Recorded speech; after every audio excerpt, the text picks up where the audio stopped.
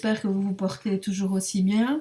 Voici donc cette deuxième vidéo qui, nous l'espérons, va vous aider dans vos premiers pas sur notre plateforme Teams. Alors, quel va être votre premier travail? Votre premier travail, ça va être de créer vos équipes. Teams, c'est un vocabulaire qui lui est propre. Une équipe, c'est un groupe classe auquel vous donnez cours. Vous allez donc devoir créer vos équipes. On est ici à gauche dans l'onglet équipe.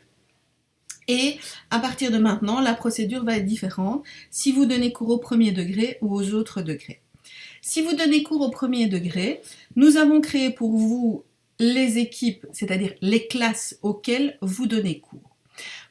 De façon très artificielle, ici vous voyez que je donne cours dans toutes les classes de première et dans toutes les classes de deuxième, puisqu'elles apparaissent, et dans deux classes essais dans lesquelles nous travaillons pour l'instant.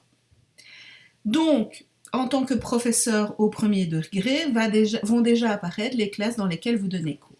Imaginons que vous donnez cours en 2E. Allons voir la 2E. Ici, les trois petits points, gérer l'équipe.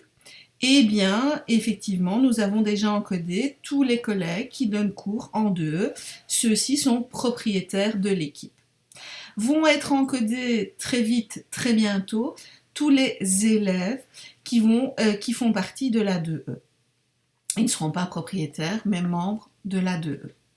Quel va être votre travail? Eh bien, votre travail va être de créer maintenant un canal qui correspond à votre matière. Imaginons que vous êtes prof d'anglais en 2E. Vous venez ici, vous ajoutez un canal et vous notez votre matière, anglais, éventuellement un cours descriptif. Et attention, c'est ici qu'il faut faire attention. Choisissez l'option privée au niveau confidentialité. Pourquoi est-ce que nous voulons que votre canal soit privé? Bien, pas pour que vos collègues ne puissent pas voir ce que vous faites, mais surtout pour que nous ne soyons pas tous noyés dans un flux d'informations. Si vous ne choisissez pas l'option privée, eh bien, mon collègue professeur d'histoire va recevoir toutes les informations de toutes les autres matières qui se passent en 2E et dans la même chose pour toutes les autres classes dans lesquelles il va donner cours au premier degré. Donc, ce but, c'est juste pour ne pas être noyé dans un flot d'informations. Donc, vous choisissez l'option privée et vous créez votre canal matière. Ici commence le travail le plus fastidieux. Vous allez devoir rechercher tous les étudiants qui font partie de votre groupe. Mais peut-être qu'en 2E, effectivement, on ne donne pas anglais à tous les élèves. Et donc, les élèves ont reçu comme nous un identifiant qui commence par leur prénom.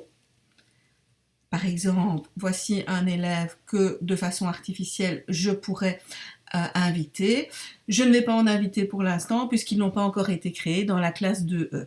Mais vous allez pouvoir aller chercher les élèves de 2E, devoir aller chercher les élèves de 2E un à un.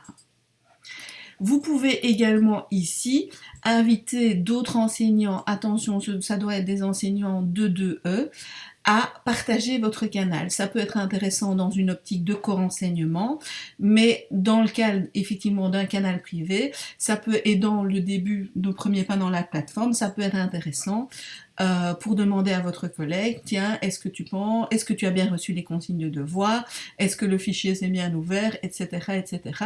C'est comme ça que nous travaillons pour l'instant avec les collègues avec qui nous testons la plateforme. Donc, voici notre canal, vous y intégrez vos étudiants et éventuellement des collègues. Voici le canal qui a été créé et on retrouve les onglets qui vous ont été montrés lors de la première vidéo. L'onglet publication qui est un espèce de chat, mais s'il vous plaît, pas une conversation, on va en reparler, un espèce de chat dans lequel vont arriver tous les événements qui vont se passer dans le canal anglais de la 2E, par exemple, une nouvelle application installée, un devoir qui est demandé, etc., etc., etc. L'onglet fichier qui est votre drive, dans lequel vous pouvez mettre toutes sortes de fichiers, et l'onglet plus, ici, qui vous permet d'ajouter plusieurs applications et notamment le fameux journal de classe dont on vous a donné la procédure dans le Tapuscrit. Voici comment créer votre équipe, votre groupe classe, votre canal privé, je répète, secret, si vous donnez cours au premier degré. Si vous donnez cours aux autres degrés, eh bien la procédure commence de façon différente et puis elle va être très similaire. À ce moment-là, vous revenez vers l'équipe. Vous voyez qu'il y a toujours, comme dans tout navigateur, cette petite flèche qui vous permet de revenir en arrière. Et vous prenez l'option rejoindre ou créer une équipe. À ce moment-là, nous allons créer une équipe artificielle qui est une classe. Imaginons qu'elle est formée, que je suis prof des 4, A2, B3, C1. Commencez le nom de la classe par son nom, le groupe classe que vous avez reçu dans votre horaire, le nom du groupe classe que vous avez reçu dans votre horaire, et continuez par la matière que vous allez enseigner. Donc, par exemple, langue moderne 2, anglais. Pourquoi ? Parce que l'élève qui n'est pas du premier degré, l'élève qui est du premier degré, lui, il va avoir accès à une seule équipe avec plusieurs canaux. L'élève qui n'est pas du premier degré, lui, il va avoir accès aux équipes qui correspondent aux matières qu'il suit à la ROE. Donc, vous nommez votre équipe par le nom de la classe et ensuite la matière. Une description si vous voulez. Et voici l'équipe qui va se créer. Et à partir de maintenant, le travail ressemble très fort à celui du premier degré. Vous allez devoir aller chercher les élèves un à un. Imaginons qu'on cherche un élève qui s'appelle François. Et normalement, voici, les élèves ne sont pas encore tous encodés. C'est pour ça que vous voyez beaucoup de professeurs. Donc, vous allez aller chercher vos élèves un à un. Et cet onglet ici, encore plus important, encore plus intéressant que dans le cas d'un canal privé, vous allez pouvoir travailler avec un enseignant, un enseignant que vous choisirez dans l'équipe de la ROE, un ou des enseignants, dans le but de tester votre plateforme ou dans le but vraiment d'un co-enseignement total. À vous de voir. Et voici votre équipe 4A2B3C1, langue moderne 2, anglais créée. Vous y avez intégré vos élèves et donc ils vont avoir accès à cette équipe. On retrouve les onglets que vous avez vus dans la première vidéo et qu'on a vus dans les équipes du premier degré. N'oubliez pas l'onglet plus qui va vous permettre d'installer votre journal de classe. Je reviens sur l'onglet publication, qu'on soit au premier degré ou ailleurs.